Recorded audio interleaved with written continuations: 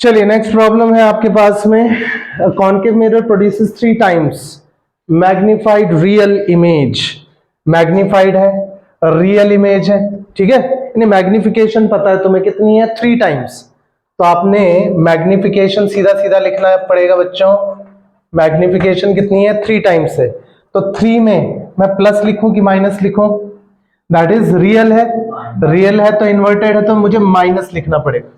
Minus का मतलब उल्टा दिखेगा, प्रिंसिपल एक्सिस के नीचे में आएगा। और मैग्निफिकेशन 3 का मतलब 3 गुना बड़ा साइज है इमेज का, समझ में है। ऑब्जेक्ट अगर 1 सेंटीमीटर है तो इमेज तुमको 3 सेंटीमीटर बड़ी दिखेगी। अच्छा, मैग्निफिकेशन का फॉर्मूला क्या होता है? माइनस वी बाई यू होता है। हाइट वाइट का यहाँ पे कोई लेना देना नहीं है, पंगा ही नहीं है, ठीक। तो यहां पर आप क्या देखते हो, real image of an object placed at 10 centimetre in front of. अच्छा, 10 centimetre in front of it है। तो अगर मैं यहां पर दिखाऊं तुम्हें, तो हमेशा हम पोल से तो उल्टा ही दिखाते हैं ना, ठीक। ये हो गया सेंटर, ये फोकस हो गया, ये वाला क्या हो गया, पोल हो गया।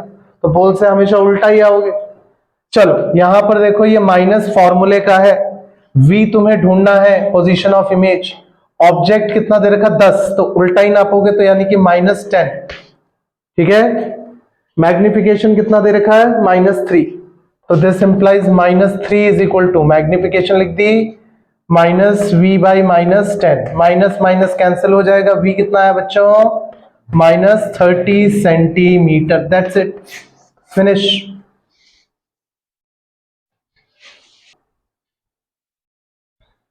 तो अब यहां पर एक और सवाल आता है, ये तो मैंने पोजीशन बता दी। एक और यहां पे सवाल आ जाएगा कि भैया आप कहां पर है, बिटवीन है ना, बिटवीन सेंटर फोकस है, फोकस पोल है, बियॉन्ड सेंटर है, एट सेंटर है, कहां है। तो जब आपको v मिल गया है, u आपको पता है, तो फिर तो आप सीधा सीधा मिरर फॉर्मूला लगा लो। 1/v 1/u 1/f। तो 1/v, v कितना है आपके पास में, -30। u कितना है तुम्हारे पास में, -10। फोकल लेंथ आ जाएगा। और अगर फोकल लेंथ मिल गया तुमको बच्चों यहाँ पर, तो यानी कि उसका डबल मार देंगे तो आपको रेडियस आ जाएगा, रेडियस ऑफ कर्वेचर आ जाएगा। तो एलसीएम कितना आ गया, दैट इज 30। तो ये आ गया -1, ये आ गया -3 is equal to 1/f। That is -4/30 is equal to 1/f, ठीक है। 2 2 जा 4, 2 15 जा 30। उल्टा कर दो, कितना आ जाएगा, -15/2। ये आ गया 7.5। यानी फोकल लेंथ अगर 7.5 है तो ये कितना है, रेडियस 15। फोकल लेंथ कितना है तुम्हारे पास में, 7.5। डबल कर दो 15। तो ऑब्जेक्ट कहां रखा है, बिटवीन सेंटर एंड फोकस, समझ में आया। तो बियॉन्ड में मिला, नोट कीजिए। तो यहां पे प्रॉब्लम 3 है, dentist mirror has radius of curvature 3 centimetre. तो बच्चों यहां पर रेडियस ऑफ कर्वेचर आपको 3 सेंटीमीटर दे दिया है। रेडियस कैसा रहता है, 2 टाइम्स फोकल लेंथ। या फिर आप कैसे लिखते थे इसे, focal length is equal to radius का आधा।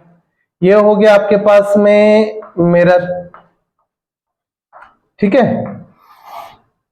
और यहां पर ये सेंटर, ये फोकस, और ये हो गया पोल, ठीक।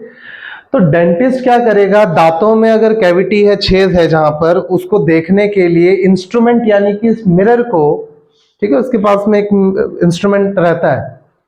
तो वो जब वो दांतों के भीतर में, मुंह में जब वो डालेगा, तो पहले मिरर को ही घुमाएगा। और अगर यहां पर आगे क्या लिखा है, how far must it be place, यानी कि ये जो इंस्ट्रूमेंट है डेंटिस्ट के पास, इसको स्मॉल डेंटल कैविटी से कितनी दूर पे रखे to give a virtual image. Virtual image हमें कॉनकेव में पता है भैया तब होती है जब यहां पर तुम्हारा ऑब्जेक्ट हो, ठीक। ऑब्जेक्ट कहां बैठा हो, पोल और फोकस के बीच में। तो मान के चलो कि कैविटी कहीं ना कहीं दांतों में यहीं पर है, ठीक है। मान लो ये दांत हो गए पेशेंट के, और ये हो गया भाई ऑब्जेक्ट, ठीक है। अब यहां पर रखेगा तभी ना इसको, ये जो दांत है बच्चों, ये बड़ा सा ऐसा मिलेगा ना ये दांत। क्या तुम्हें आया है समझ में, क्लियर हुआ। तो ये हो गए दांत, इस दांत में क्या है, छेद है, तो 5 गुना बड़ा, ठीक। तो वर्चुअल इमेज मिलेगी magnified 5 times. Magnified means magnification कितनी दे दी गई बच्चों, +5, क्योंकि वर्चुअल है तो इरेक्ट है, सीधा है, अपराइट स्ट्रेट है। दांत भी उल्टा थोड़ी देखने को होना, दांत उसको क्या चाहिए, कैविटी एकदम बड़ी दिखे, कैसे उसका इलाज करना है उस हिसाब से। मैग्निफिकेशन, अच्छा रेडियस ऑफ कर्वेचर का हाफ कर लीजिए तो फोकल लेंथ आ गया। फोकल लेंथ कितना है तुम्हारे पास में, दैट इज 3/2 है ना, रेडियस का हाफ। तो आर आपने डाल दिया यहाँ पर 3 सेंटीमीटर, तो ये हो गया 1.5 सेंटीमीटर या फिर 3/2 सेंटीमीटर। चलिए, how far must it be place, यानी कि शीशे को, शीशा नहीं बोलना चाहिए, इंस्ट्रूमेंट बोलना चाहिए। तो डेंटिस्ट के पास में ये इंस्ट्रूमेंट दांतों के कितने करीब में रखे, तो आप एक काम करो, इसको आप फिक्स कर लो, इंस्ट्रूमेंट को, दांतों को आगे पीछे कर लो। हालांकि ये तो होता नहीं भाई, मुंह के अंदर में जब इंस्ट्रूमेंट डाले तो इंस्ट्रूमेंट को घुमा घुमा के देखेगा ना वो। तो यहां सॉल्व करने के लिए हम क्या करेंगे, इसको हम फिक्स कर लेते हैं। वो पूछ रहा ऑब्जेक्ट कहां पर रखूं, तो ऑब्जेक्ट कहां रखेंगे, बिटवीन पोल एंड फोकस। अब क्या हम उसकी पोजीशन निकाल सकते हैं, देखते हैं।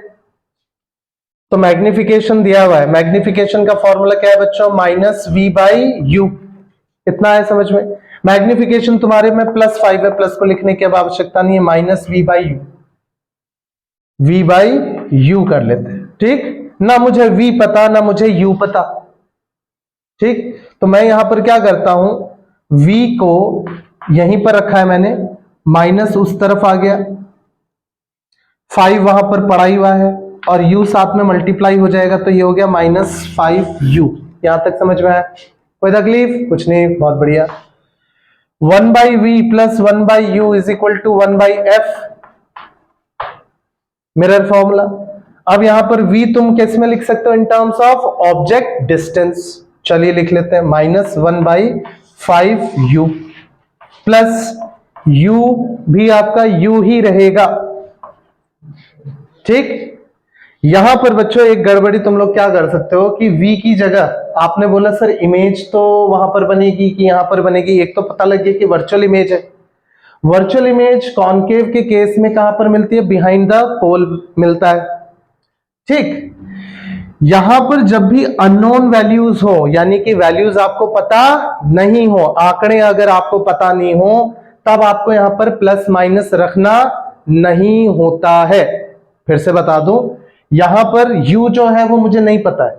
हालांकि आपको पता है कि हमेशा मिरर के सामने ही तो रखते हैं, और आप हमेशा पोल से उल्टी साइड में नापते हो। वो नापने में अगर मान लो ऑब्जेक्ट डिस्टेंस रखा होता 5 सेंटीमीटर, तो मैं यहां पर 5 क्योंकि मुझे पता था तो मैं कितना लिखता, -5 सेंटीमीटर। लेकिन जब आपको वैल्यूज नहीं पता होती, अननोन होता है, तब आपको साइन नहीं रखना होता है, ध्यान रखिएगा। अच्छा, फोकल लेंथ मुझे पता है बच्चों, यस पता है, कितना है, 3/2। तो यहां पर फोकल लेंथ क्या आ जाएगा मेरे पास में, -3/2। क्यों, क्योंकि आप पोल से उल्टा ही तो नापोगे, और इस केस में मुझे 3/2 सेंटीमीटर पता है। तो नॉन वैल्यू में आप साइन को रखेंगे, अननोन वैल्यूज में आप साइन को नहीं रखेंगे। समझ में आया, तो ये हो गया आपके पास में। चलो सॉल्व करते हैं। यहां पर एलसीएम तो 5u ही आएगा, यहां पे कर लेता हूं सॉल्व। यहां पे कितना है बच्चों, 5u और u, तो ये हो गया 5u। ठीक है, ये कितना आ जाएगा, -1 प्लस u कितने जा 5u आएगा, 5 5 1 जा 5, ये हो गया इज इक्वल टू 2 ऊपर चला जाएगा बच्चों, माइनस फ्रंट में रख लेंगे, 2 ऊपर गया और ये हो गया 3। यहां तक कोई तकलीफ नहीं है, बहुत बढ़िया। -1 + 5 कितना हो गया, +4 upon 5u is equal to -2/3। ठीक है, 3 4, अच्छा u को उस तरफ ले जाओ, u उस तरफ आ गया, 4 3 यहां आ गया, 5 2 को नीचे ले आओ, और ये माइनस जो है वो यहां पर रख दो। कितना है बच्चों, 2 2 जा 4। ये एक काम करते हैं, काटे क्यों, काटने से और मुश्किलें बढ़ जाएंगी। यहां देखो 4 और 2 है ना, 5 2 जा कितना आ रहा है, 10। तो 10 100 1000 ऐसा है, तो डेसिमल लगाने का काम हो जाता है, इजी हो जाएगा। तो फिर डिवाइड करते बैठोगे, 4 3 जा 12, 12/10, 12/10 तो 1.2। This is your object distance. वहां था u, मैंने यहां पर लिख दिया इज इक्वल टू कर, दिस इज ऑब्जेक्ट डिस्टेंस। यानी कि इंस्ट्रूमेंट को दांतों से कितनी दूर पे रखना है? 1.2 सेंटीमीटर। और तुम खुद देखो इसमें क्या आ गया, माइनस ऑटोमेटिकली आ गया, आना भी चाहिए था क्योंकि ऑब्जेक्ट तो हमेशा जो डिस्टेंस नापते हैं वो तो पोल से नापते हैं। आए क्या समझ में? बहुत बढ़िया, नोट करें बच्चों। अगला क्वेश्चन है, concave mirror produces 3 times enlarge virtual image. Virtual में क्या आ जाएगा? वर्चुअल है तो अपराइट स्ट्रेट होगा। कॉनकेव में एक ही केस है, between pole and focus. Magnification कितनी दे रखी है? 3 टाइम्स, तो m हो गया तुम्हारा +3। वर्चुअल और इरेक्ट है तो प्लस होगा, रियल है तो इन्वर्टेड है, इन्वर्टेड में उल्टा होता है तो इसलिए आपको माइनस लगाना है।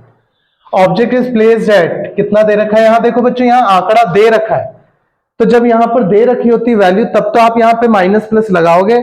अगर वहां पे वैल्यूज नहीं दी जाती तो मिरर फॉर्मूले के भीतर में आपने माइनस प्लस नहीं लगाना है, ये बात आपको ध्यान में रखनी है। This is -10 centimetre. Calculate radius of curvature, radius of curvature आपको ढूंढना है बच्चों। अब यहां पर देखें कि रेडियस जो है, सॉरी फोकल लेंथ जो है, दैट इज रेडियस का हाफ, और r is equal to 2f। आपके पास में आ गया है mirror formula.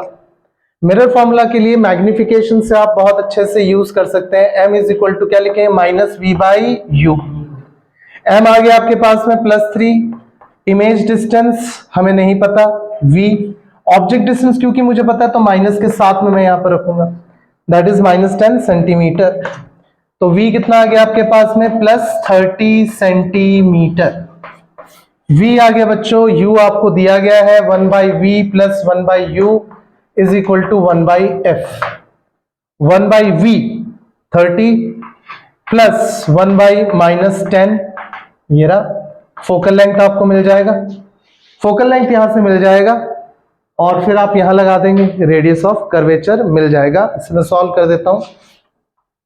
30 that is 1 - 3 is equal to 1/f, -2/30 is equal to 1/f। 2 15 30 हो गया बच्चों। फोकल लेंथ कितनी आ गई? -15 सेंटीमीटर। इसका डबल कर दीजिए तो r कितना आ गया आपके पास में? 2 × -15 दैट इज -30 सेंटीमीटर। माइनस का क्या मीनिंग है? पोल से हमेशा आप उल्टा ही नाप रहे हैं, दैट्स इट।